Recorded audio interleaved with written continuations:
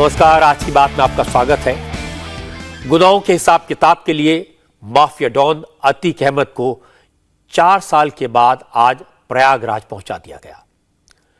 UP police ने 1270 kilometre के 24 घंटे के सफर के बाद अतीक अहमद को गुजरात की साबरमती जेल से प्रयागराज की नैनी जेल में शिफ्ट कर दिया।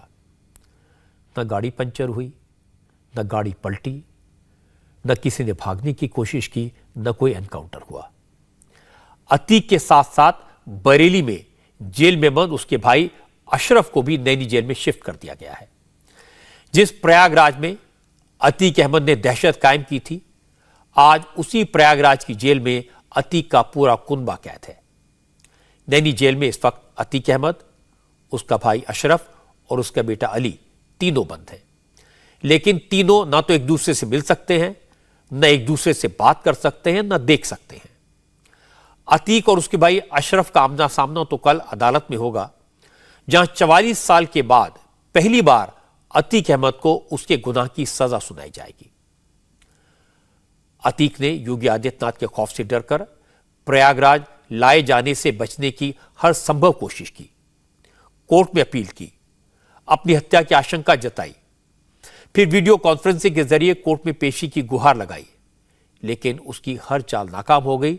आखिरकार आज कोर्ट के आदेश पर अतीक अहमद को नैनी जेल पहुंचा दिया गया।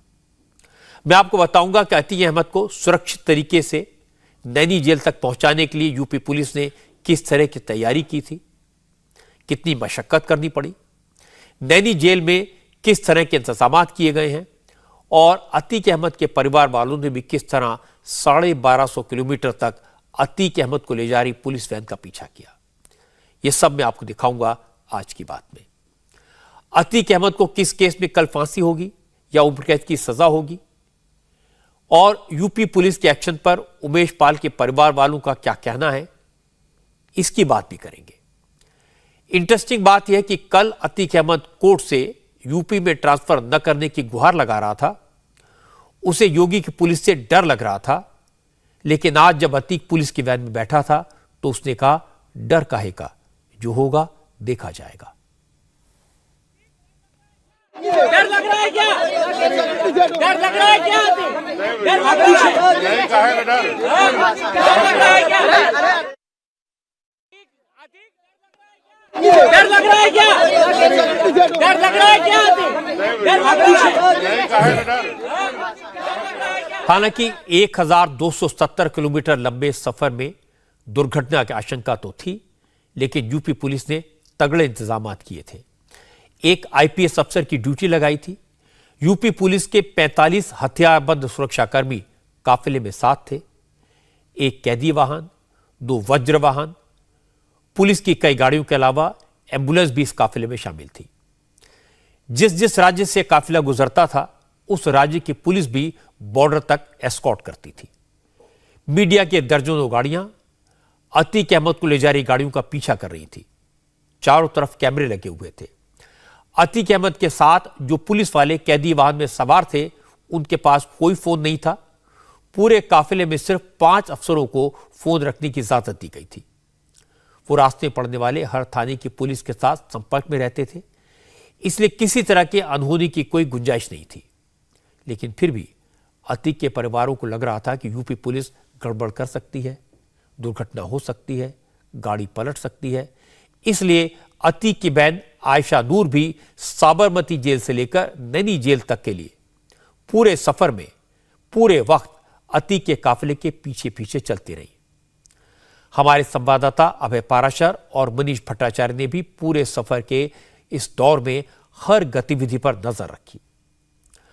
अभय ने काफिले के पीछे चल रही अतीक की बहन से बात की। आयशा नूर ने कहा कि अगर अतीक ने कोई गुनाह किया है तो अदालत सजा देगी, अदालत का फैसला उन्हें मंजूर होगा, लेकिन उन्हें डर है कहीं उनके भाई को सियासी दुश्मनी का अंजाम न भुगतना पड़े। उन्हें डर है कहीं रास्ते में कोई अनहोनी न हो जाए, इसीलिए वो खुद पुलिस के साथ साथ प्रयागराज तक जा रही है। फैसला आएगा वो हम लोग उसको स्वीकार करेंगे जी। माननीय जज साहब से भी पूरा हमें भरोसा है, मुख्यमंत्री जी पर भी पूरा विश्वास है, सारी कानूनी कार्रवाई हो रही है। जब निकले थे साबरमती जेल से तो अतीक अहमद ने ये कहा था कि मेरी हत्या कराई जा सकती है, तो कोई डर है कि आप लोगों के मन में, क्यों आप भी फॉलो? जी बिल्कुल, एनकाउंटर का डर था इसलिए उन्होंने ये कहा। तो आपको क्या मतलब पुलिस प्रशासन पे भरोसा है या नहीं है, क्योंकि आप एनकाउंटर की बात भी कर रही हैं? नहीं, भरोसा तो पूरा है, लेकिन जब भाई साहब ने आशंका व्यक्त की है तो हम भी भयभीत हैं जी, परिवार भी भयभीत है। अच्छा ये बताइए कि असद जो है, असद और जो इनकी पत्नी है शाइस्ता परवीन, दोनों गायब हैं उमेश पाल वाले कांड में, वो कहाँ हैं? पता नहीं, कोई कांटेक्ट नहीं है सर उन लोगों से। आपको लगता है उन्हें सामने आना चाहिए, वापस आना चाहिए? अब कानूनी कार्रवाई हो रही है। उमेश पाल के मर्डर केस के बाद अब अतीक का पूरा परिवार कानून की जद में है। अतीक, उसका भाई अशरफ जेल में है। इस केस में अतीक की वाइफ शाइस्ता परवीन और उसके दूसरे बेटे असद का नाम भी है। वो दोनों फरार हैं। इसलिए अब अतीक अहमद का पक्ष रखने के लिए उसकी बहन आयशा नूर ही सामने आ रही है। आयशा को अपने भाई की जान की फिक्र है, लेकिन अतीक को प्रयागराज लाए जाने से उमेश पाल के परिवार वालों को न्याय मिलने की उम्मीद जगी है।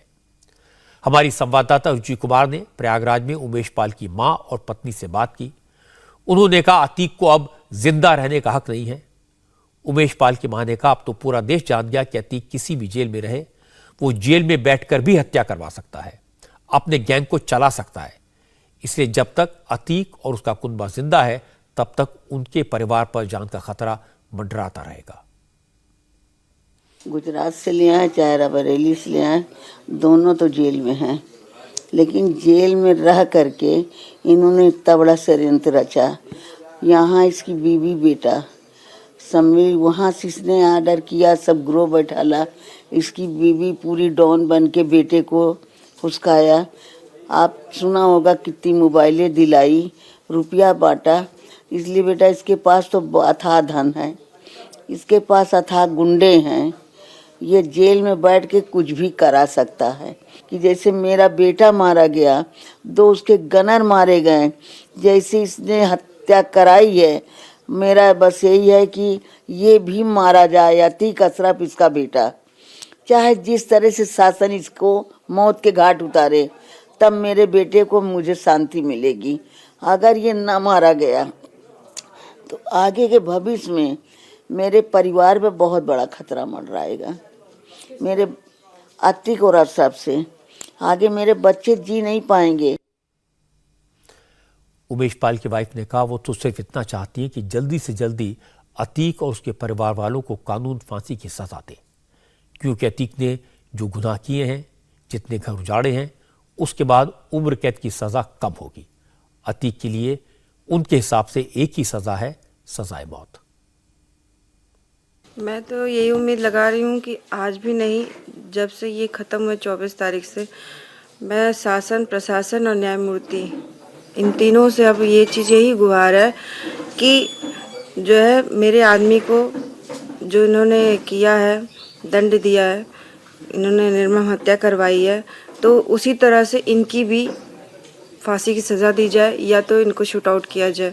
मैं बस यही चाह रही हूँ कि इनका जो है खात्मा हो, इनका साम्राज्य ख़त्म हो, मैं यही चाह रही हूँ। कम से कम अतीक अहमद अशरफ और उसका बेटा या उसकी बीवी या उसकी बहन, ये सब जो चिल्ला चिल्ला के बोल रही हैं कि मेरे भाई रो रहा है, पछता रहा है, घबरा रहा है, ये चीज़ जो कह रही हैं वो बहुत गलत कह रही हैं, क्योंकि मेरा आदमी कोई चीज़ वो नहीं किया, उसी ने स्टार्ट किया है, तो अंत भी उसी का होना चाहिए। अंत होगा तभी हम लोग सुरक्षित रह पाएंगे, वरना नहीं तो हम लोग भी सुरक्षित नहीं रह पाएंगे। उमेश पाल के परिवार का डर और गुस्सा दोनों जायज है। जरा सोचिए, अतीक अहमद के खिलाफ पहला गुनाह 1979 में दर्ज हुआ था। 44 साल हो गए। इस दौरान अतीक के खिलाफ 102 मुकदमे दर्ज हुए, जिनमें हत्या, किडनैपिंग, हत्या के प्रयास, रंगदारी, जमीन पर कब्जे जैसे तमाम केस हैं। हैरानी की बात यह कि अब तक 44 साल में अतीक अहमद को किसी केस में सजा नहीं हुई। वो 5 बार विधायक चुना गया, 1 बार सांसद बन गया। उसका भाई अशरफ अहमद भी अतीक के गुनाहों में बराबर का शरीक था, और अब सजा भी दोनों को साथ सुनाई जाएगी। जिस वक्त अतीक अहमद को अहमदाबाद से प्रयागराज लाया जा रहा था, उसी वक्त अशरफ अहमद को भी बरेली की जेल से नैनी जेल लाया गया। अशरफ पर भी कई मामले दर्ज हैं। ये दोनों भाई प्रयागराज में गुंडागर्दी और अवैध कब्जा करने के लिए कुख्यात थे। और जैसे जैसे इन्हें पॉलिटिकल पावर मिलती गई, प्रोटेक्शन मिलता गया, अतीक का साम्राज्य बढ़ता गया, उसके गुनाह बढ़ते गए, केसेस की संख्या बढ़ती गई। लेकिन उसका डर इतना था कि उसके खिलाफ कभी किसी ने गवाही देने की हिम्मत नहीं की, और जिसने गवाही देने की हिम्मत जुटाई उसका मुंह हमेशा हमेशा के लिए बंद करवा दिया गया। उमेश पाल भी बीएसपी विधायक राजू पाल की हत्या का गवाह था, लेकिन गवाही से पहले अतीक ने उसकी हत्या करवा दी। अब 44 साल में पहली बार कल प्रयागराज की कोर्ट अतीक के खिलाफ सजा का ऐलान करने वाली है। यह मामला भी उमेश पाल की किडनैपिंग से जुड़ा है। 2005 में राजू पाल की हत्या हुई थी। इल्जाम अतीक अहमद और उसके साथियों पर था। उमेश पाल इस केस में गवाह था। 2006 में उमेश पाल गवाही देने वाला था, लेकिन अतीक अहमद ने उसे किडनैप किया, रात भर टॉर्चर किया और एक लिखा हुआ बयान दिया। कहा, रट लो, कल अदालत में यही कहना है। अगर पढ़ दोगे तो कल वापस घर जाओगे, नहीं पढ़ा तो तुम्हारी लाश शमशान जाएगी। उमेश पाल इतना डर गया कि उसने अदालत में कह दिया कि राजू पाल की हत्या के वक्त वो मौके पर नहीं था, उसने कुछ नहीं देखा। लेकिन उसके कुछ महीनों बाद उमेश पाल ने अतीक के खिलाफ किडनैपिंग का केस दर्ज कराया और लिख कर दिया कि उसने अतीक के खौफ में आकर अदालत में झूठा बयान दिया। तब से एक केस चल रहा है। इसमें 17 मार्च को सुनवाई पूरी हो चुकी है, कल फैसला आने वाला है। इस केस में कुल 11 आरोपी हैं, इनमें से एक की मौत हो गई है, 7 जमानत पर हैं, जबकि 3 अतीक अहमद, उसका भाई अशरफ और अतीक के गैंग मेंबर फरहान, ये इस वक्त नैनी जेल में हैं। कल सभी आरोपियों को 11 बजे कोर्ट में पेश किया जाएगा। इस केस में अतीक के खिलाफ दफा 364A भी लगी है, इसलिए उसे उम्र कैद या फांसी तक की सजा हो सकती है। यह मामला उमेश पाल अपहरण से संबंधित है और यह मामला माननीय न्यायालय एमपी एमएलए श्री दिनेश चंद्र शुक्ला की कोर्ट में विचाराधीन है। इसमें ये मामला अंतर्गत धारा 147, 148, 149, 323, 341, 342, 504, 506, 120B और 364A IPC और 7 क्रिमिनल लॉ अमेंडमेंट एक्ट से संबंधित मामला है। इसमें धारा लगी हुई है, जो सबसे गंभीर धारा है वो 364A है, जिसमें आजीवन और मृत्यु दंड तक की सजा है। लेकिन यह केस भर निर्भर है, साक्ष्य पर निर्भर है और परिस्थितियों पर निर्भर है। प्रयागराज से रुचि कुमार इस वक्त हमारे साथ हैं। रुचि, हम देख रहे हैं कि नैनी जेल में सिक्योरिटी काफी सख्त कर दी गई है। बड़ी चुनौती है पुलिस के सामने। अतीक, उसका भाई, बेटा, तीनों नैनी जेल में हैं। तो जेल से आपको क्या खबर मिल रही है? इनको कहां रखा गया है? इनके लिए क्या क्या इंतजाम किए गए हैं? किस तरह से सुरक्षा के इंतजाम किए गए हैं? जी हाँ, देखिए, नैनी जेल में पहले भी अतीक अहमद रह चुका है, अशरफ भी यहाँ रह चुका है कई दिन, लेकिन तब बात और थी। तब यहाँ दरबार लगता था। अतीक अहमद का ऐसा आरोप है कि यहाँ से पूरा गैंग चलाया जाता था। अब बहुत ज़्यादा सख्ती की गई है, खासतौर से अतीक अहमद को लेकर। जिस बैरक में रखा गया है वो तन्हाई बैरक है, उसमें सीसीटीवी कैमरे लगे हैं, अतीक के बैरक में भी और अशरफ के बैरक में भी। और वो सीसीटीवी कैमरे लगातार 24 घंटे मॉनिटर किए जा रहे हैं। लखनऊ में जो डीजी प्रिजन का दफ्तर है, हेडक्वार्टर है, वहाँ पूरी एक वीडियो वॉल है, वहाँ पर ये दिखाई दे रहा है। तो यानी 24 घंटे निगरानी हो रही है, अतीक अहमद की भी, उसके भाई अशरफ की भी और अतीक के बेटे अली की भी। इसके अलावा जो सुरक्षा के लोग लगाए गए हैं, जेल के कर्मचारी लगाए गए हैं, उनका पूरा इतिहास देखा गया है। क्योंकि अतीक यही प्रयागराज का रहने वाला है, यहाँ उसका बिल्कुल सिक्का चलता था। बहुत ज़्यादा गुर्गे अभी भी एक्टिव है अतीक अहमद के। तो ऐसा तो नहीं है कि कोई कर्मचारी अतीक के किसी गुर्गे से मिला हो, या अतीक पहले जब जेल में बंद था तब वो कर्मचारी जेल में काम करते हो। तो पूरी कुंडली कर्मचारियों की खंगाली गई है और ऐसे लोगों को ड्यूटी पे लगाया गया है जिनका अतीक से या उसके गैंग से कोई रिश्ता ना हो। तो अतीक और अशरफ की दोनों तरह की इस तरह की सिक्योरिटी यहाँ पर है कि तन्हाई बैरक कॉन्ट्रैक्ट पे रहेंगे, किसी से मिलना जुलना नहीं होगा और सिक्योरिटी के ज़बरदस्त इंतज़ाम है। कई लेयर यहाँ सिक्योरिटी है कि किसी भी तरह के जो पहले अतीक अहमद पे आरोप लगते रहे हैं कि जेल से गैंग चलाता था, जेल से फ़ोन से धमकी देता था, तो वो चीज़ यहाँ पर ना हो, इसके लिए इस नैनी जेल में पूरे इंतज़ाम किए गए हैं। रजत जी जी ब्रुची, बहुत बहुत शुक्रिया इस जानकारी के लिए। आपकी बात से ये समझ में आया कि अतीक अहमद से आज भी ये डर है कि वो जेल में अपना साम्राज्य फिर से चला सकता है, फिर से एक गैंग को खड़ा कर सकता है, इसलिए इस तरह के इंतजाम किए गए हैं। बहुत बहुत शुक्रिया आपका रुचि। अतीक के गुनाहों का भी हिसाब होगा। 1 महीने पहले अतीक ने उमेश पाल की हत्या करवा दी और कल अदालत उमेश पाल की किडनैपिंग के 17 साल पुराने केस में अतीक को सजा सुनाएगी। अब तक अतीक इसलिए बचा रहा क्योंकि उसे पॉलिटिकल प्रोटेक्शन मिलता था। वो बार बार विधायक और सांसद बनता रहा। राजू पाल की हत्या तो उसने सिर्फ इसलिए करवा दी थी क्योंकि जिस सीट से वो 1989 से लगातार जीत रहा था, उस सीट पर राजू पाल ने अतीक के भाई अशरफ को हरा दिया था। लेकिन अब वक्त बदल गया है। योगी आदित्यनाथ की सरकार अपराधियों का हिसाब चुन चुनकर बराबर कर रही है। लेकिन आज भी अतीक को लेकर सियासत हुई। बार बार आशंका जताई गई कि अतीक का एनकाउंटर हो सकता है, गाड़ी का एक्सीडेंट हो सकता है, अतीक सुरक्षित नैनी जेल नहीं पहुंचेगा। लेकिन सरकार की तरफ से साफ साफ कहा गया ये सब बेकार की बातें हैं, अदालत ही अतीक को सजा देगी। कन्नौज से बीजेपी के एमपी सुब्रत पाठक तो खुलकर यह कह रहे थे कि वो ईश्वर से प्रार्थना कर रहे हैं कि अतीक अहमद की गाड़ी पलट जाए। लेकिन आज सुब्रत पाठक ने कहा सरकार किसी की दुश्मन नहीं है, लेकिन जो लोग जनता के दुश्मन हैं उन्हें सबक सिखाना भी सरकार का कर्तव्य है। सुब्रत पाठक ने कहा कि सरकार की मंशा जनता के मन से अतीक अहमद का खौफ खत्म करने की थी, क्योंकि खौफ के दम पर ही वो अपना साम्राज्य चलाता था। उत्तर प्रदेश में एक समय ऐसा था कि यहाँ के ऊपर व्यापारी आने से डरता था और आज अपराधी आने से डर रहा है। बस ये एक नया उत्तर प्रदेश है और निश्चित रूप से इन्होंने जो गलती जो प्रयाग में किया है वो गलती का अंजाम तो भोगना ही होगा। देखो ये यही तो चाहिए था ना। अब ये लोगों की हत्या क्यों कराता था, ये लोगों के साथ में अत्याचार क्यों करता था? इसीलिए ना कि इसका खौफ लोगों के मन पे आए और इसके खौफ के कारण से लोग इसको कोई पैसा दे, कोई अपनी जमीन लिख दे। तो ये खौफ जब तक अपराधी के अंदर नहीं आएगा कि नहीं एक सरकार ऐसी है कि अगर हम किसी के साथ गलत करेंगे तो सरकार उसका दंड देगी, तो ये खौफ आज इनके चेहरे पर दिखने लगा है। यही खौफ चाहिए था। जिस इलाहाबाद पश्चिम विधानसभा सीट से एक जमाने में अतीक अहमद और उसका भाई अशरफ अहमद विधायक हुआ करते थे, उस सीट से आजकल बीजेपी के सिद्धार्थनाथ सिंह विधायक हैं। सिद्धार्थनाथ सिंह ने कहा कि अतीक अहमद के खौफ की वजह से कोई उसके खिलाफ गवाही देने नहीं आता था, इसीलिए उसे सजा नहीं हो पाती थी। उमेश पाल ने गवाही देने की हिम्मत दिखाई तो उसका मर्डर कर दिया गया। लेकिन योगी सरकार अब अतीक को सजा दिलाने के मुहाने तक ला चुकी है और ये अपने आप में बहुत बड़ी कामयाबी है।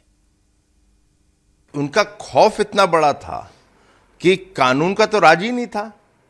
इन लोग की जब सरकारें थी, समाजवादी पार्टी की जब सरकारें थी, तो कानून का राज कहाँ था? कानून पे तो ये चढ़ के बैठते थे अतीक अहमद और मुख्तार अंसारी, और इसलिए लोगों को डर रहता था कि हम इनके खिलाफ कोई गवाही दें। एक उमेश पाल ने गवाही देने का निर्णय लिया था तो उसको उठा ले गए थे, अगवा कर लिया था। 2006 में किसकी सरकार थी? समाजवादी पार्टी की सरकार थी। हिम्मत नहीं हुई और उसको गवाह देने नहीं दिया, उसको पीट पीट के मारा। और वही आज जो है वो कानून का राज है, भारतीय जनता पार्टी और योगी जी का राज है, जिसके तहत कानून का राज चलता है, डंडे के ऊपर चलता है और जितने माफिया हैं वो एक के बाद एक मिट्टी में मिलते जाएंगे। लेकिन समाजवादी पार्टी का कहना है कि यूपी सरकार का इरादा तो यही था कि अतीक अहमद के साथ रास्ते में कोई हादसा हो जाए, लेकिन इतना हंगामा हो गया इसलिए ऐसा नहीं हो पाया। मुरादाबाद से समाजवादी पार्टी के एमपी एसटी हसन ने कहा, जिस तरह अतीक अहमद के काफिले के साथ उनका परिवार था, मीडिया था और पूरे देश की नजर उस पर थी, उसी की वजह से अतीक के साथ कोई हादसा नहीं हुआ। एसटी हसन ने कहा कि अतीक अहमद ने अपराध किया है तो उसे कानून सजा दे, लेकिन कानून हाथ में लेने का हक तो सरकार को भी नहीं है। क्रिमिनल प्रोसीजर को फॉलो करना चाहिए। देश का संविधान है, देश में कुछ तरीके हैं, और वो अदालती कार्रवाइयाँ होनी चाहिए। अदालत जिसको चाहे सजा दे और जिसको चाहे वो छोड़े। हमें अदालतों पे पूरा विश्वास है। अगर गुनाहगार हैं तो सजा जरूर मिलेगी और मिलनी चाहिए, लेकिन किसी और को ये हक नहीं कि अदालतों को बाईपास करके सजा दे दी जाए। ये बातें बीजेपी के लोगों ने करी, एक मंत्री जी ने करी, एक सांसद जी ने भी कहा बात को, और खुद मुख्यमंत्री जी ने भी कहा कि हादसा तो हो ही सकते हैं। तो डर लगा रहता है। लेकिन अब इतना शोर मचा लिया हमने और आपने, तो अब नहीं होगा कुछ। गाड़ी पलटने के मामले में यूपी पुलिस की जो इमेज बनी है वो उसके लिए मुसीबत है। हर कोई मानकर बैठा था कि जो गाड़ी अतीक अहमद को लेकर आ रही है वो पलटेगी, उसका एनकाउंटर हो जाएगा, उसे मार दिया जाएगा। इसलिए मुझे लगा कि इस बार पुलिस बहुत सावधान थी। रास्ता बहुत लंबा था। पुलिस जानती थी अगर कोई जेन्युइन एक्सीडेंट भी हो जाता, वाकई में कोई हादसा हो जाता जिसकी वजह से गाड़ी पलट जाती, तो पुलिस को जवाब देना मुश्किल हो जाता। इसलिए अतीक अहमद को जेल के अंदर पहुंचाकर पुलिस ने राहत की सांस ली होगी। असल माफिया डॉन अतीक अहमद सिर्फ एक अपराधी नहीं है, एक क्रिमिनल नहीं है। वो सिंबल है उस जमाने का जब उत्तर प्रदेश में माफिया को, बाहुबलियों को पॉलिटिकल प्रोटेक्शन मिलता था। वो हत्या करते थे, किडनैपिंग करते थे, जमीनों पर कब्जे करते थे और उन्हें कोई कुछ नहीं कहता था। ये लोग 4 दशकों से खौफ का राज कायम किए हुए थे। सरकार किसी की भी रही हो, इनका डर कायम रहा। न इनके खिलाफ गवाह मिलते थे, न सबूत।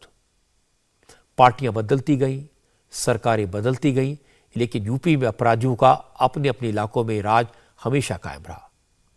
पुलिस उनसे डरती थी। योगी आदित्यनाथ ने इसको बदल दिया। उन्होंने न सिर्फ अपराध पर लगाम लगाई बल्कि अपराधियों को जड़ से खत्म करने की मुहिम शुरू की। योगी ने 2 तरफा एक्शन लिया।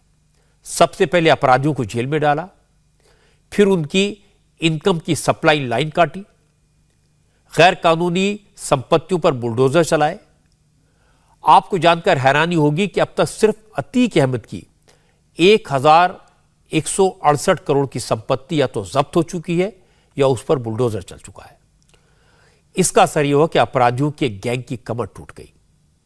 इसके बाद योगी ने अपराधियों और उनके मददगारों के घरों पर बुलडोजर चलवाए। इससे पब्लिक के मन में क्रिमिनल्स का जो खौफ था वो खत्म हुआ। सिस्टम के प्रति, सरकार के प्रति, पुलिस के प्रति भरोसा पैदा हुआ।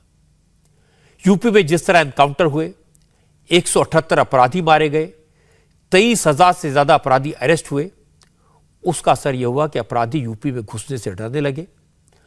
अतीक अहमद और मुख्तार अंसारी जैसे हार्डकोर क्रिमिनल जो दूसरे राज्यों की जेलों में बंद थे, वो भी यूपी आने के नाम से थर-थर कांपने लगे। ये डर यूपी के लिए, यूपी की तरक्की के लिए, यूपी के लोगों के सुकून के लिए अच्छा है। मुझे लगता है कि कानून को चुनौती देने वाले अपराधियों के मन में कानून का यह खौफ योगी आदित्यनाथ की बड़ी उपलब्धि है। आगे बढ़ते हैं। दिल्ली से खबर मिली, लोकसभा की मेंबरशिप जाने के बाद अब राहुल गांधी को सरकारी बंगला भी खाली करना होगा। लोकसभा की हाउसिंग कमेटी ने आज इसके लिए राहुल गांधी को नोटिस जारी कर दिया। राहुल गांधी 4थी बार सांसद चुने गए थे, इसलिए उनको तुगलक लेन में टाइप 8 का 12 नंबर का बंगला अलॉट किया गया था। चूंकि कोर्ट से 2 साल की सजा होने के बाद राहुल की लोकसभा की मेंबरशिप खत्म हो गई और मेंबरशिप जाने के बाद सांसद की हैसियत से मिला सरकारी बंगला भी खाली करना होता है। इसलिए राहुल गांधी को 12 तुगलक लेन का बंगला 22 अप्रैल तक खाली करने का नोटिस दिया गया है। जब यह खबर आई उस वक्त कांग्रेस अध्यक्ष मल्लिकार्जुन खड़गे के घर पर विरोधी दलों के नेताओं की डिनर मीटिंग शुरू होने वाली थी।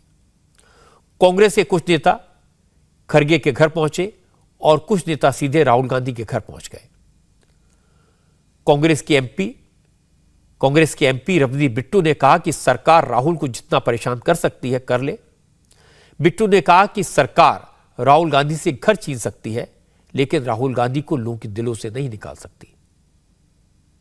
राहुल गांधी लोगों के दिलों में घर है, उसका दिलों में लोगों के। एक घर खाली करवाने से क्या हो जाएगा? करोड़ों उसके घर हैं।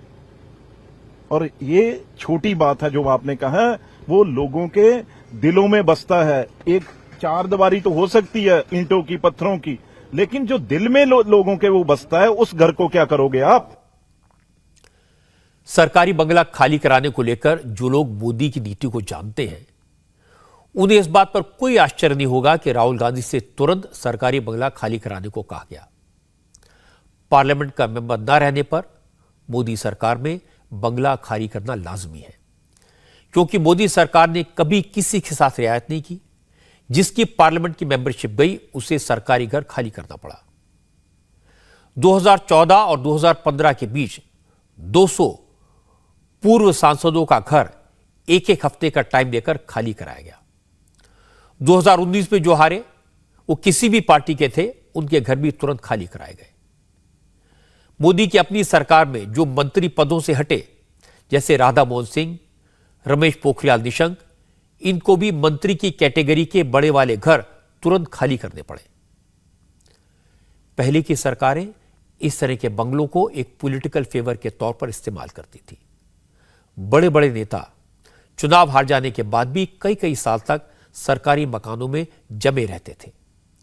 कभी सिक्योरिटी के नाम पर एक्सटेंशन मिल जाता था, कभी मार्केट रेंट देकर, और कभी अपना बंगला किसी दूसरे एमपी के नाम पर अलॉट करवाकर। पर मोदी ने इस प्रैक्टिस को बंद करवा दिया। इस वजह से बहुत सारे नेता मोदी से नाराज हुए। मुझे याद है कि लालू यादव दिल्ली में जिस घर में रहते थे, वहीं कंटिन्यू करना चाहते थे। उन्होंने अपनी मेडिकल कंडीशन का हवाला दिया। एम्स में उनका इलाज चल रहा था, लेकिन वो पार्लियामेंट के मेंबर नहीं थे।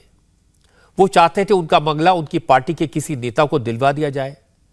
लाख कोशिश के बावजूद कुछ नहीं हो पाया।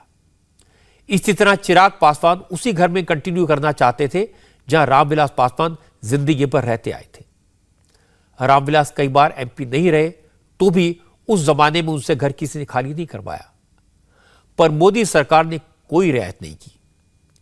इसी तरह अजीत सिंह के बेटे जयंत चौधरी उसी बंगले में कंटिन्यू करना चाहते थे जिसमें एक जमाने में चौधरी चरण सिंह रहे, फिर अजीत सिंह रहे। लेकिन मोदी सरकार ने वो बंगला किसी और को अलॉट कर दिया और जबरदस्ती खाली करवाया। और मोदी के शासन में यह सिर्फ विरोधी दलों के लिए नहीं है। जसवंत सिंह से भी घर खाली करवाया गया था, और चूंकि पार्टी के नेता नरेंद्र मोदी की नीति से वाकिफ थे, इसलिए सुषमा स्वराज और अरुण जेटली जैसे नेताओं ने तुरंत वो घर छोड़ दिए जहां वो मंत्री के तौर पर रहते थे। ये दोनों अपने प्राइवेट घरों में शिफ्ट हो गए थे। मोदी ने उदाहरण बनाया, लेकिन राहुल गांधी के लोग जरूर इसको इशू बनाएंगे, नाराजगी जताएंगे। लेकिन पिछली सरकारों की तरह अब कंसेशन देने वाला कोई नहीं है। मुझे याद है एक जमाने में सीताराम केसरी कांग्रेस के अध्यक्ष थे, अटल बिहारी वाजपेयी के घोर विरोधी थे। जब वो पार्लियामेंट के मेंबर नहीं रहे, तो अटल जी ने बिना उनके मांगे फ्रीडम फाइटर के कोटे से वही बंगला उनको अलॉट करवा दिया जिसमें वो जीवन भर रहते रहे। लेकिन अब जमाना बदल गया है। नेता कोई भी हो, किसी भी पार्टी का हो, कितना भी बड़ा हो, मोदी के राज में कम से कम सरकारी बंगले के मामले में तो कोई रियायत नहीं होती। वैसे कांग्रेस पूरी ताकत के साथ राहुल गांधी को सपोर्ट करने की कोशिश कर रही है, लेकिन प्रमोद तिवारी के बयानों से बीजेपी को कांग्रेस पर हमला करने का मौका मिल रहा है। प्रमोद तिवारी ने कह दिया था कि राहुल गांधी कोई आम इंसान नहीं है, उनके परिवार का इतिहास है, उनके खिलाफ कोई भी फैसला करते वक्त इस बात का ध्यान रखा जाना चाहिए। इसी को बीजेपी ने मुद्दा बना दिया। बीजेपी के नेताओं ने कहा कि कांग्रेस को न देश की चिंता है न लोगों की। कांग्रेस सिर्फ एक परिवार की भक्ति में लगी है। कांग्रेस से लोग चाहते हैं कि एक परिवार को संविधान से, कानून से ऊपर रखा जाए। इस सवाल पर कॉमर्स मिनिस्टर पीयूष गोयल ने क्या कहा, यह आपको दिखाऊं। इससे पहले आपको प्रमोद तिवारी का वो बयान सुनवा देता हूं जिसको लेकर कांग्रेस से जवाब मांगा जा रहा है। राहुल गांधी सामान्य व्यक्ति है। राहुल गांधी क्रिमिनल नहीं है, आपराधिक इतिहास के व्यक्ति नहीं है। फर्क होना चाहिए एक साधारण नागरिक और एक आपराधिक इतिहास के व्यक्ति। यही जो राहुल गांधी जी के लिए मैं अर्ज कर रहा हूं, अपील कर रहा हूं कि 50 साल के इतिहास में 2 साल की सजा कभी इस अपराध में नहीं दी गई। देख डाला मैंने। राहुल गांधी को कैसे आप दे सकते हैं, जो खुद सांसद है, जिसके परिवार ने त्याग बलिदान किया है, देश की आजादी की लड़ाई लड़ी है, जिनका कोई क्रिमिनल हिस्ट्री नहीं है।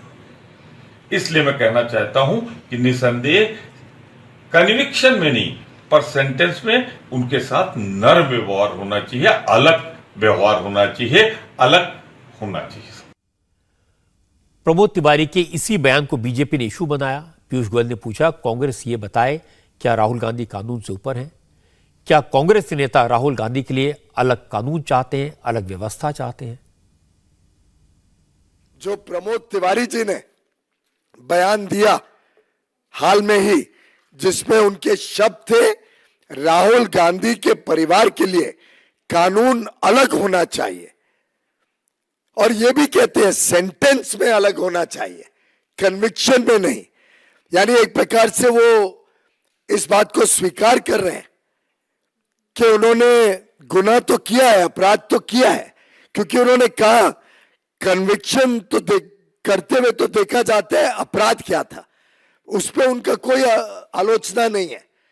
वो एक्नॉलेज करते हैं कि अपराध किया और कहते हैं सेंटेंस पे अलग कानून होना चाहिए। ये हमारे किसी को समझ नहीं आ रहा है कि एक परिवार के लिए इस देश में कैसे अलग कानून मांगते हैं। मैं समझता हूं इससे बड़ा घोर अपमान भारत के कानून का और कानून व्यवस्था का नहीं हो सकता है। ये फिर एक बार एक डायनेस्टिक पॉलिटिक्स, परिवारवाद की जो उनकी राजनीति है, उसका परिचय कांग्रेस दे रही है। हालांकि कांग्रेस के नेताओं की लाइन तय है, कोई कोर्ट के फैसले की बात नहीं करता। सब राहुल की मेंबरशिप जाने के लिए मोदी सरकार को जिम्मेदार ठहराते हैं। आज कांग्रेस समेत विरोधी दलों के सारे नेता काले कपड़े पहनकर पार्लियामेंट पहुंचे थे। कुछ सांसदों ने बाहों पर काली पट्टी बांध रखी थी। हाउस में पहुंचते ही नारेबाजी हुई, हंगामा हुआ। लोकसभा में स्पीकर की चेयर की तरफ कागज फाड़कर फेंके गए। नतीजा यह हुआ कि एक ही मिनट के भीतर सदन की कार्रवाई स्थगित करनी पड़ी। इसके बाद विरोधी दलों के सांसदों ने संसद के बाहर प्रदर्शन किया। कांग्रेस अध्यक्ष मल्लिकार्जुन खड़गे काला कुर्ता और काली पगड़ी बांधकर पहुंचे, लेकिन राहुल गांधी वहां मौजूद नहीं थे। सवाल था अडानी के मुद्दे पर जेपीसी के गठन की मांग का। इस तरह का प्रदर्शन तो कांग्रेस और 17 विरोधी दल 2 हफ्ते से कर रहे हैं, लेकिन अब तक विरोधी दलों के प्रोटेस्ट से किनारा कर रही ममता बनर्जी की पार्टी तृणमूल कांग्रेस ने भी आज विपक्ष के साथ मिलकर प्रदर्शन में हिस्सा लिया।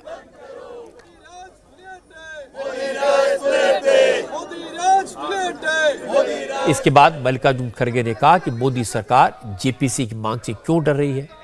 खड़गे ने कहा जो डरते हैं वो एक दिन मरते भी हैं। इसके बाद खड़गे ने राहुल की मेंबरशिप जाने पर एक बार फिर सूरत कोर्ट पर सवाल खड़े किए। खड़गे ने कहा कि राहुल ने बयान कर्नाटक में दिया था, लेकिन ये केस गुजरात में इसलिए चलाया गया ताकि उन्हें सजा दी जा सके। इसमें पुलिस से लेकर कोर्ट तक और सरकार तक सब मिले हुए हैं। आज हम काले कपड़े के ड्रेस में क्यों आए? हम ये दिखाना चाहते हैं कि इस देश में डेमोक्रेसी को मोदी जी एक एक करके खत्म कर रहे हैं और हर एक चीज को ऑथेंटिसिटी पूछते हैं पार्लियामेंट में और राज्यसभा में। और जो ऑथेंटिक तरीके से हमने ये कहा कि देखिए ये जेपीसी का मामला है, सभी लोग डिमांड कर रहे हैं, तो डर क्यों बात है? किस बात से डर रहे हो? इसका मतलब है कि दाल में कुछ काला है, इसीलिए वो डर रहे हैं। और जो लोग डरते हैं कभी ना कभी मरते भी हैं। राहुल गांधी जी के ऊपर इतना अन्याय हुआ कि जो उनके ऊपर केस डाला गया वो मेरे स्टेट का है। अरे the offence occurred at Kolar in Karnataka, but you have registered the case in Surat, outside the jurisdiction, and Gujarat. Kyun? Because you wanted the favorable government. There is a Gujarat government, and you want to use the police.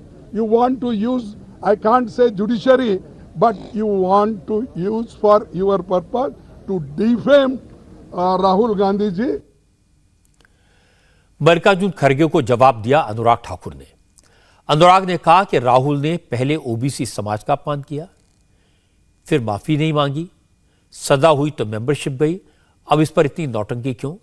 एक व्यक्ति के लिए देश की parliament क्यों नहीं चलने दी जा रही? इनके काले कारनामे, अब काले कपड़े, ये काले जादू तक जाने वाले हैं, क्योंकि काले कारनामे छिप नहीं पाएंगे। सवाल ये खड़ा होता है कि आखिरकार क्या कांग्रेस ने कोर्ट को भी मानना बंद कर दिया है? अहंकार इतना ज्यादा राहुल गांधी जी का है कि वो पिछड़े समाज से माफी तो नहीं मांगी, कोर्ट में भी माफी नहीं मांगी, कोर्ट का जब आदेश आ गया तो उसको भी मानने के लिए तैयार नहीं है। ये आदेश कोर्ट का है, स्पीकर को तो केवल उस पर पुष्टि करनी है। जिस समय आदेश आया उसी समय से उनकी मेंबरशिप चले गई, सदस्यता चले गई। अब ये नौटंकी किसके लिए है? एक व्यक्ति के लिए संसद के सत्र को नहीं चलने देते। राहुल गांधी की मेंबरशिप जाने के बाद कांग्रेस ने आज पूरे देश में प्रदर्शन का ऐलान किया था। इसलिए आज कई शहरों में कांग्रेस के कार्यकर्ता सड़कों पर निकले। दिल्ली में यूथ कांग्रेस ने प्रोटेस्ट किया, कई कार्यकर्ता हिरासत में लिए गए, पुलिस से उनकी झड़प हुई। केरल के कन्नूर में हंगामा हुआ।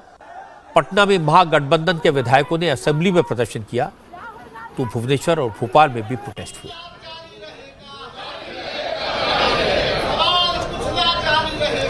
दिल्ली में एक तरफ कांग्रेस का प्रदर्शन हो रहा था, तो दूसरी तरफ राहुल गांधी के बयान को पिछड़े वर्ग का अपमान बताकर बीजेपी के सांसदों ने भी प्रदर्शन किया। बीजेपी के एमपी सुधांशु त्रिवेदी ने कहा कि काले कपड़े पहनकर और काला जादू करने जैसे आरोप लगाकर कांग्रेस क्या साबित करना चाहती है। सुधांशु त्रिवेदी ने कहा कि कांग्रेस का कालापन अब जनता समझ चुकी है, इसलिए अब उस पर उनके इन प्रदर्शनों का कोई असर नहीं पड़ने वाला। कांग्रेस के नेता जो ये काले कपड़े पहने हुए हैं, ये कपड़े नहीं पहने हैं, इनका वास्तविकता में आवरण उतर गया है। ये जो अंदर था वो बाहर आ गया है। अंदर की कालिमा अब शरीर के ऊपर भी साफ दिखने लगी है। और बहुत दुख की बात है कि काला जादू जैसे शब्द का प्रयोग कर रहे हैं। मतलब आप क्या कहना चाहते हैं? क्या 21वीं सदी की जो मिलेनियम जनरेशन है वो कोई काले जादू जैसी चीज के प्रभाव में आ सकती है? और वैसे फिर भी अगर लोग कहना चाहें तो ये काला जादू हमेशा किसी चीज को नष्ट करने के लिए होता है, किसी चीज के सृजन करने के लिए नहीं होता है। हम बहुत साफ कहना चाहते हैं कि ये काला जादू आप किस पे करना चाह रहे हैं? अपने काले कारनामों, काली कारगुजारियों, अपने परिवार और भ्रष्टाचार को बचाने के लिए, या न्यायालय पे आरोप लगाने के लिए, या पिछड़े समाज का अपमान करने के लिए? जितनी भी कालिमा आपके अंदर भरी है, अब ये काला जादू का कोई प्रभाव भारत की जनता पे नहीं होने वाला। वो जमाने चले गए, कितने भी इन्होंने रूप बना लिए हैं, मगर इनकी कालिमा अब बिल्कुल साफ दिखाई पड़ने लगी है, पूरी तरीके से देश के खिलाफ, समाज के खिलाफ, न्यायालय के खिलाफ। तो इनके ऊपर वह उक्ति चरितार्थ होती है कि अंदर से मैलो हियो, बाहिर रूप अनेक, नारायण तासो भलो, कौआ तनमन एक। बीजेपी के नेता जानते हैं कि कांग्रेस की सबसे बड़ी प्रॉब्लम यह है कि पार्टी के लिए नेहरू गांधी परिवार के लोग सबसे ऊपर हैं, और वो इसलिए कि इस परिवार के दो लोग शहीद हुए। उनकी शहादत को कांग्रेस के लोग हमेशा आदर्श और उदाहरण के तौर पर पेश करते हैं। इसमें कुछ गलत भी नहीं है, लेकिन जब कांग्रेस के नेता कहते हैं कि नेहरू गांधी परिवार के लिए कानून अलग होना चाहिए, उनकी सजा की अवधि उनके बलिदान को ध्यान में रखकर तय की जानी चाहिए, तो बीजेपी को और मौका मिलता है। इसलिए आज मोदी सरकार की तरफ से बार बार पूछा गया कि राहुल गांधी को कानून से ऊपर क्यों माना जाता है। मोदी सरकार के मंत्रियों ने लोगों को याद दिलाया कि पहले भी कई नेताओं की मेंबरशिप खत्म हुई, पहले भी कई लोगों को सजा हुई, तब तो किसी ने शोर नहीं मचाया। पहले भी लोगों से बंगले खाली कराए गए, पर तब तो किसी ने सवाल नहीं उठाए। गांधी परिवार के साथ जहां शहादत की लेगेसी है, वहीं उनके शासनकाल का इतिहास भी उनके साथ जुड़ा है।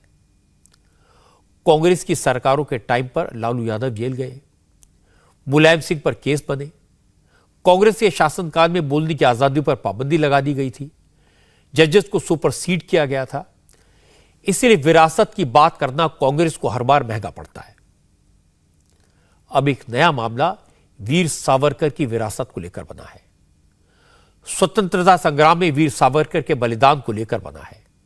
राहुल गांधी ने कहा था कि वो गांधी हैं, सावरकर नहीं, और गांधी कभी माफी नहीं मांगते। राहुल का यह डायलॉग कांग्रेस के नेताओं को अच्छा लगा, लेकिन उद्धव ठाकरे के लिए यह डायलॉग मुसीबत बन गया। बीजेपी ने पूछ लिया, अब उद्धव बताएं कि सावरकर कायर थे या स्वतंत्र वीर। जो हालात में उनमें उद्धव के लिए इतनी साफ बात करना मुश्किल है, इसलिए उद्धव ने बीच का रास्ता अपनाया। उन्होंने कांग्रेस अध्यक्ष मल्लिकार्जुन खड़गे के डिनर में अपनी पार्टी के नेताओं को न भेजने का फैसला किया। खड़गे ने आज विरोधी दलों के सांसदों के लिए डिनर का आयोजन किया है। इस मीटिंग में राहुल गांधी सबसे पहले पहुंचे। सोनिया गांधी भी राहुल गांधी साथ उसी गाड़ी में थी जिसे वो ड्राइव कर रहे थे। राहुल और सोनिया के अलावा NCP chief Sharad Pawar, Samajwadi party की तरफ से रामगोपाल यादव, जेडीयू की तरफ से ललन सिंह, आम आदमी पार्टी के सांसद संजय सिंह, टीएमसी के सांसद सौगत रॉय और प्रसून बैनर्जी के साथ विपक्ष की 18 पार्टियों के नेता शामिल हुए। बैठक में राहुल गांधी की मेंबरशिप जाने के बाद आगे की रणनीति को लेकर चर्चा हुई। तय यह हुआ कि 2024 में विरोधी दल मोदी के खिलाफ मिलकर लड़ेंगे। विपक्ष एक है, सिर्फ आप जदयू और कांग्रेस को अलग अलग करके नहीं देखें। चलो एक होकर 2024 का चुनाव लड़ेंगे। सर, राहुल गांधी का जो बंगला खाली करा गया उस पर क्या कहेंगे सर? वो उनका मामला है, वो कानूनी तौर पर उसको वो सल्टेंगे। क्या आप इसको पॉलिटिकल वेंडेटा मानते हैं सर? निश्चित तौर पर पूरी कार्रवाई पॉलिटिकल वेंडेटा है। पूरी कार्रवाई जो हो रही है वो क्या है? बदले की भावना से प्रेरित है। प्रधानमंत्री इस देश के किसी के बारे में कुछ बोले वो सही है, और कोई दूसरा अगर बोलता है तो वो गलत है। तो अब इसको लेकर सर क्या कुछ रणनीति बनी? सारी विपक्षी पार्टियां एक होकर लोकतंत्र को बचाने के लिए लड़ेंगी। ललन सिंह कह रहे थे कि सारी विरोधी पार्टियां मिलकर अगला लोकसभा चुनाव लड़ेंगी। लेकिन नोट करने वाली बात है कि जिस मीटिंग में यह फैसला हुआ उसमें भी विरोधी दलों में दरार दिखाई दी। उद्धव ठाकरे की पार्टी का कोई नेता मल्लिकार्जुन खड़गे के घर डिनर के लिए नहीं पहुंचा, क्योंकि उद्धव ठाकरे वीर सावरकर पर दिए गए राहुल गांधी के बयान से नाराज हैं और बीजेपी ने सावरकर के अपमान को बड़ा इशू बनाया है। दिल्ली से लेकर मुंबई तक बीजेपी ने कांग्रेस के खिलाफ प्रोटेस्ट किया और सवाल उद्धव ठाकरे से पूछे। दिल्ली में भी महाराष्ट्र के बीजेपी सांसदों ने पार्लियामेंट कैंपस में राहुल गांधी के खिलाफ प्रोटेस्ट किया। बीजेपी के सांसद हाथ में पोस्टर्स लिए हुए थे जिसमें लिखा हुआ था, वीर सावरकर का अपमान बंद करो।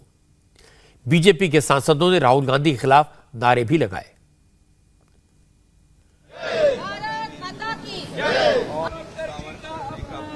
महाराष्ट्र में बीजेपी से मराठी स्वाभिमान का मुद्दा बना रही है। चीफ मिनिस्टर एकनाथ शिंदे ने ट्विटर पर अपने प्रोफाइल में सावरकर की तस्वीर लगाई है।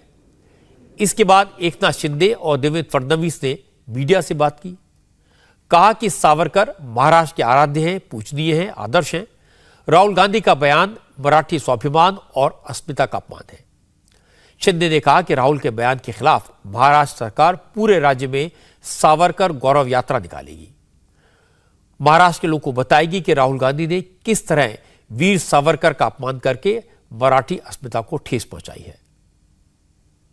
स्वातंत्र्य वीर सावरकर जी का जो त्याग है, जो बलिदान है, जो उन्होंने देश की आज़ादी के लिए जितनी मरण यातना सहन की है, ये सभी लोगों को पता है। उनका काम जो है देश के प्रति, उनका एक समर्पित भाव से उन्होंने काम किया है। उन्होंने पूरे देश सेवा के लिए पूरा जीवन समर्पित किया था, और ऐसे देशभक्त स्वतंत्र वीर सावरकर जी का बार बार जानबूझकर अवमान करने का काम ये राहुल गांधी कर रहे, और इसके साथ देश के बाहर भी जाकर हमारे देश के प्रति गलत बोलना, हमारे देश की लोकशाही की निंदा करना, ये भी एक प्रकार का देशद्रोह है, ऐसा मेरा मानना है। उद्धव ठाकरे भी समझते हैं कि महाराष्ट्र में वीर सावरकर का मुद्दा भारी पड़ सकता है। इसीलिए उन्होंने कल राहुल गांधी को सीधे शब्दों में चेतावनी दी थी। कहा था कि उनकी पार्टी वीर सावरकर का अपमान बर्दाश्त नहीं करेगी क्योंकि वीर सावरकर महाराष्ट्र के देवता हैं। राहुल गांधींना मी जाहीरपणाने सांगतोय, राहुल गांधी को पता होना चाहिए कि वीर सावरकर हमारे देवता हैं। हम उनका अपमान कतई स्वीकार नहीं करेंगे।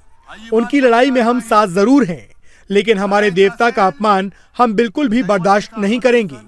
सावरकर ने जो किया वो कोई और नहीं कर सकता। सावरकर क्या थे पढ़ सकते हो, लेकिन आजादी के लिए उन्होंने जो अंतहीन अत्याचार सहे वो भी एक बलिदान था। सावरकर ने 14 साल तक दिन रात मौत को सहा। मैं राहुल गांधी को सार्वजनिक तौर पर कहता हूं कि सावरकर हमारे भगवान हैं। हम उनका अपमान बर्दाश्त नहीं करेंगे। हम इस देश के लोकतंत्र को बचाने के लिए साथ आए हैं। अब उसमें कोई दरार मत आने दो। सावरकर को लेकर उद्धव ठाकरे के कड़े रुख ने महाविकास आघाड़ी के समीकरण गड़बड़ा दिए हैं, लेकिन राहुल को डिफेंड करना कांग्रेस के नेताओं की मजबूरी है। पूर्व मुख्यमंत्री अशोक चव्हाण ने कहा, सावरकर को लेकर उद्धव की पार्टी और कांग्रेस की सोच अलग है, लेकिन राहुल गांधी ने सावरकर का अपमान नहीं किया। मुझे लगता है कि राहुल जी का जो बयान है उसको घुमा फिरा कर सावरकर जी के बारे में अपमानकारक कोई बातें कही है ऐसा बताने का प्रयास हो रहा है। जहाँ तक मैं समझता हूँ राहुल जी का जो बयान है वो एक अलग कॉन्टेक्स्ट में था। उन्होंने कहा था कि मैं माफ़ी क्यों मांगूं, चाहे वो उद्धव ठाकरे जी की शिवसेना हो, बीजेपी हो, उनके सावरकर जी के बारे में अलग ओपिनियन है, उनको वो मानते हैं। स्वाभाविक है, कांग्रेस की आइडियोलॉजिकल भूमिका शायद अलग है। तो इस इशू को मैं समझता हूँ इससे ज़्यादा उसको कोई अवमान या अपमान करने की भूमिका कांग्रेस की बिल्कुल नहीं थी, ऐसे मैं समझता हूँ। राहुल गांधी ने एक बार नहीं कई बार वीर सावरकर को माफी वीर कहा। यह अपमान नहीं तो और क्या है। सावरकर के परिवार ने राहुल गांधी के खिलाफ मानहानि का केस दर्ज करवाया है। राहुल अदालत में पेश हो चुके हैं। इस केस में कोर्ट का फैसला जो भी आए, लेकिन जिन लोगों ने इतिहास पढ़ा है वो सावरकर को वीर सावरकर के रूप में ही जानते हैं। वीर सावरकर हिम्मत वाले स्वतंत्रता सेनानी थे। पहली बार जब उन्हें लंदन में गिरफ्तार किया गया था और पानी के जहाज से भारत लाया जा रहा था तो वो समुद्र में कूदकर भाग निकले थे। तैरकर किनारे भी पहुंच गए थे, लेकिन पकड़े गए। इसके बाद अगले 25 साल तक वीर सावरकर किसी न किसी रूप में अंग्रेजों के कैदी रहे। वीर सावरकर को अंग्रेज हुकूमत ने सजा देने के लिए काला पानी भेज दिया था। अंडमान की सेलुलर जेल में आज भी लोग उस कोठरी को देखने जाते हैं जहां वीर सावरकर को अंधेरे में रखा गया था। इसके बाद सावरकर एक रणनीति के तहत अंग्रेजों को चकमा देने के लिए क्या करते रहे, क्या लिखते रहे, उसको लेकर विवाद हो सकता है, लेकिन किसी को वीर सावरकर की भक्ति पर, उनके बलिदान पर उंगली नहीं उठानी चाहिए। महाराष्ट्र में तो वीर सावरकर की पूजा होती है, इसीलिए उद्धव ठाकरे सावरकर के अपमान को स्वीकार नहीं कर सकते। जहां तक मैं जानता हूं उद्धव ठाकरे की यह राजनीतिक मजबूरी नहीं है, क्योंकि बाला साहब ठाकरे के जमाने से ही शिवसेना और सावरकर को आदर्श माना गया है। 2018 में मणिशंकर अय्यर ने वीर सावरकर को देश के विभाजन का जिम्मेदार बताया था, तो उद्धव ठाकरे ने कहा था अगर राहुल या मणिशंकर उन्हें मिल जाएं तो उन्हें चप्पलों से मारेंगे। इसलिए बीजेपी अब उद्धव को उनके पुराने बयान याद दिला रही है और उद्धव के लिए जवाब देना मुश्किल हो रहा है। आज पाकिस्तान से एक बार फिर कई सारी बुरी खबरें आई। पाकिस्तान की सरकार ने मान लिया कि मुल्क में एनार्की फैल चुकी है, हालात काबू से बाहर हैं। हालात यह है कि पाकिस्तान के सुप्रीम कोर्ट के 2 जजेस ने वहां के चीफ जस्टिस के खिलाफ बगावत कर दी। इमरान खान बख्तरबंद गाड़ी में बैठकर इस्लामाबाद हाई कोर्ट में पेशी के लिए पहुंचे। हालांकि अदालत ने सभी 7 केसेस में इमरान खान को जमानत दे दी है, लेकिन पाकिस्तान के होम मिनिस्टर राना सनाउल्लाह ने कहा कि इमरान खान को छोड़ा नहीं जाएगा क्योंकि अब पानी सिर से ऊपर निकल गया है। राना सनाउल्लाह ने कहा कि अब पाकिस्तान की सियासत में या तो इमरान खान रहेंगे या फिर नवाज शरीफ की पार्टी। राना सनाउल्लाह ने कहा कि इमरान अब उनके सियासी विरोधी नहीं, दुश्मन है। वहां पे लाके खड़ा कर दिया है कि अब दोनों में से एक का वजूद ही बाकी रहना है। तो क्या ये तो इसलिए अब फिर जब हम समझेंगे कि हमारा वजूद जो है वो उसकी नफी हो रही है, तो हम तो हर उस हद तक जाएंगे जिस हद में फिर ये चीज़ों की तो नहीं सोचा जाता कि जी फ़लाँ चीज़ कर दें, फ़लाँ चीज़ ना करें, ये जमहूरी है, ये गैर जमहूरी है, ये असूली है, ये बेअसूली है। ये तो फिर चीज़ें जो है वो ख़त्म हो जाती हैं। आपके मानने वाले, चाहने वाले सैकड़ों हैं, लाखों हैं, तो आपकी ये बातें सुनेंगे तो वो तो इमरान खान को अपना दुश्मन समझेंगे और वो हमला करने से गुरेज नहीं। तो इमरान खान के साथ जितने लोग हैं हमें अपना दुश्मन समझते हैं। इससे तो अनारकी फैलेगी। ना तो अनारकी फैली हुई है और कैसे फैलेगी। राना सनाउल्लाह के इस बयान पर इमरान खान की पार्टी में तीखा रिएक्शन आया। इमरान के करीबी फवाद चौधरी ने कहा कि राना सनाउल्लाह खुद बहुत बड़ा बदमाश है, ऐसे लोगों के हाथों में मुल्क महफूज नहीं रह सकता, इसलिए ऐसे लोगों का खत्म होना जरूरी है। ये राना सनाउल्लाह आज कहता है कि मेरा जी इमरान खान से हमारा ये है कि या वो नहीं है या हम नहीं है। आप क्या बदमाश हैं? आप पाकिस्तान की पॉलिटिक्स को कर रहे हैं या आप यहाँ पे कोई गैंग चला रहे हैं? इसीलिए जब सुप्रीम कोर्ट ने नून लीग को कहा था कि ये सिसिलियन माफिया हैं, तो बिल्कुल दुरुस्त कहा था, क्योंकि इसमें इस तरह के लोग हैं। सियासत ऐसे नहीं होती। सियासत तो एक दूसरे के नुक्ता नज़र को समझ के आगे बढ़ने का नाम है। अगर आप ये कहें कि जी हमारी तो अब इस बात पे पहुंच गई है कि हमने इमरान खान अगर रहेगा तो हम नहीं रहेंगे, हम तो आपके बारे में ये नहीं सोचते। इमरान खान की सरकार में होम मिनिस्टर रहे शेख रशीद ने भी कहा कि पाकिस्तान का मौजूदा होम मिनिस्टर एक चोरों, डाकुओं और लुटेरों की जुबान बोल रहा है, इसका अंजाम बहुत बुरा होगा। इस मुल्क में यही हो रहा है, बदमाशी, गुंडागर्दी, लाकानूनियत, सस्तायत। राना सनाउल्लाह का दिमाग खराब हो गया, वही नहीं रहेगा, उसका अंजाम बुरा होगा। वो जिस तरह ललकार रहा है, पेशावर बदमाश और उजरती कातिल है। वो जिस तरह वो पेशावर बदमाश और उजरती कातिल एक सियासी पार्टी को ललकार रहा है, जो उसने मिनहाजुल कुरान में किया, वो अपने अंजाम को पहुंचेगा।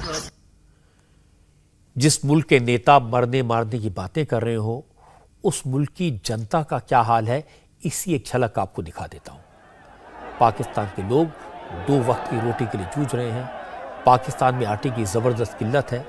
आटे की कीमत 200 रुपए किलो तक पहुंच गई है और लोगों के पास पैसा नहीं है, इसलिए आजकल आटे की लूट के वीडियो आम है।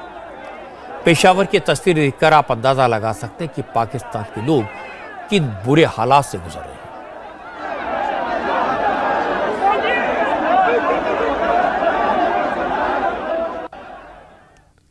पाकिस्तान में इंस्टेबिलिटी होना, पाकिस्तान के हालात इतने खराब होना हमारे मुल्क के लिए अच्छा नहीं है, लेकिन मजबूरी है, क्या कर सकते हैं।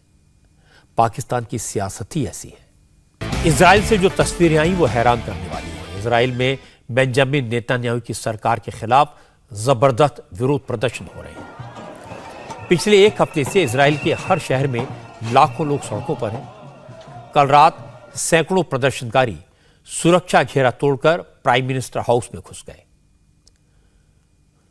प्रधानमंत्री बेंजामिन नेतन्याहू को खुफिया रास्ते से सुरक्षित जगह ले जाया गया। इजराइल की सरकार के लिए मुसीबत की बात यह है कि आम लोग के साथ पुलिस वाले भी इस प्रोटेस्ट में शामिल हो गए हैं। राजधानी तेल अवीव, यरूशलेम, हैफा, बाथियम, नेतान्या, वीर शेवा जैसे कई शहरों के मेयर हड़ताल पर चले गए। शहर के चौराहों, फ्लाईओवर्स और यहां तक कि प्राइम मिनिस्टर के घर के बाहर भी हजारों प्रदर्शनकारी जमा हैं। असल में इजराइल में यह हालात बेंजामिन नेतन्याहू सरकार के एक कानून के विरोध के कारण बने हैं। अगर एक कानून पार्लियामेंट से पास हो जाता है तो इजराइल की न्यायपालिका सरकार के कंट्रोल में आ जाएगी। बेंजामिन नेतन्याहू सजा होने के बाद भी प्रधानमंत्री पद पर बने रह सकेंगे। इजराइल की जनता इसका विरोध कर रही है। हालात ऐसे हैं कि इजराइल की सेना में भी विद्रोह के स्वर उठने लगे हैं। इजराइल की सेना के कई रिजर्व सैनिकों ने कहा कि वो दोबारा आर्मी ज्वाइन नहीं करेंगे, सेना के अभियानों में हिस्सा नहीं लेंगे। आप हालात का अंदाजा इस बात से लगा सकते हैं कि अपने खिलाफ आवाज उठाने पर बेंजामिन नेतन्याहू को अपनी सरकार के डिफेंस मिनिस्टर को बर्खास्त करना पड़ा। नेतन्याहू के खिलाफ कई देशों में नियुक्त इजराइल के डिप्लोमेट ने भी बगावत कर दी है। अमेरिका में इजराइल के कौंसुल ने भी सरकार से नाराजगी जताते हुए अमेरिका के पास अपना इस्तीफा वहीं से भेज दिया है। हालांकि विरोध के बाद भी बेंजामिन नेतन्याहू ने अब तक ये प्रस्तावित कानून वापस लेने का ऐलान नहीं किया है। उम्मीद तो यह है कि नेतन्याहू जनता के विरोध के बाद इस प्रस्तावित कानून को जल्दी वापस लेने का ऐलान करेंगे। आज की बात में इतना ही। मेरी आपसे अगली मुलाकात होगी कल रात 9 बजे।